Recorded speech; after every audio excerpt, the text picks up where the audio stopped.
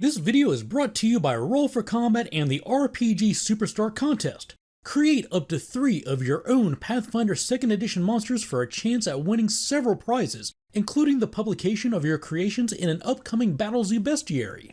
Enter now at rpgsuperstar.com.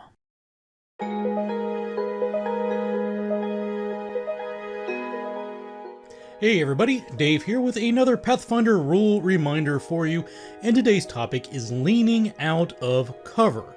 Now, in the rules it says that whenever you are making an attack against an enemy, you draw an imaginary line from the center of your space to the center of the space that your target occupies, and if that imaginary line passes through any objects on the map, then your target is going to have some form of cover from your attack and therefore increase their armor class against that attack.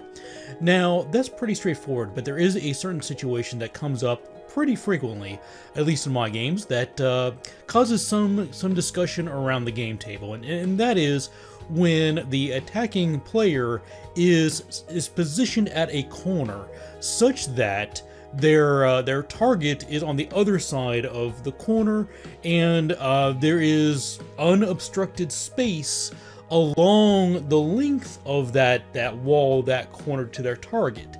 And there's two schools of thought here. Well, first, if you draw a line from the center of that space that the player is occupying to the space to the center of the space that their target is occupying, then that line is going to clearly pass through a lot of obstruction, and therefore would have some form of cover, likely greater cover against the attack, or the GM might even rule that you just don't have line of effect to that target period.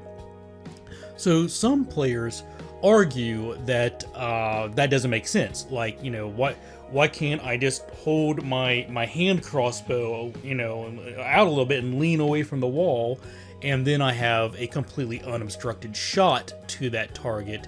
So the good news is that in Pathfinder 2nd Edition, there is an area in the cover rules that is listed as special circumstances, and one of the items there does deal with leaning out of cover to make attacks. And I should say that these are not hard and fast rules, that it very clearly says that this is an area of suggestions that the GM can use to help make their rulings, but what they suggest here is that by spending one action, a character can lean out from cover to make an attack. And mechanically, the benefit of leaning out from cover is, instead of drawing that imaginary targeting line from the center of your square to the center of the space that your enemy occupies, you instead draw that from one of your corners to the center of your target, or from the edge of one of your 4 edges of the space that you occupy, whatever's most beneficial for you. So what you can do is spend your first action to lean out from cover.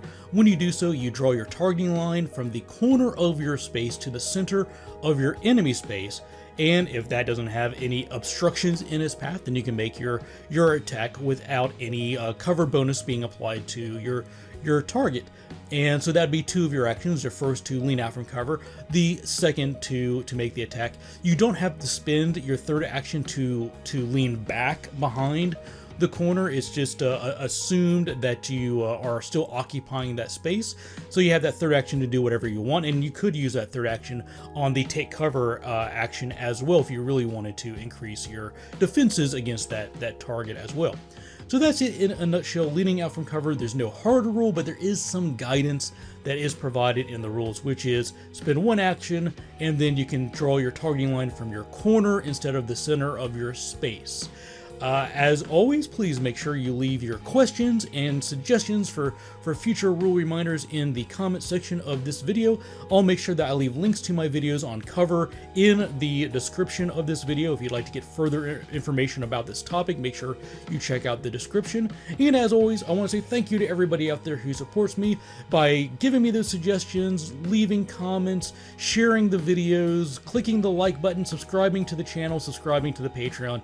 I really appreciate everything you folks do to support me. And with that, thanks for watching. Take care and happy gaming.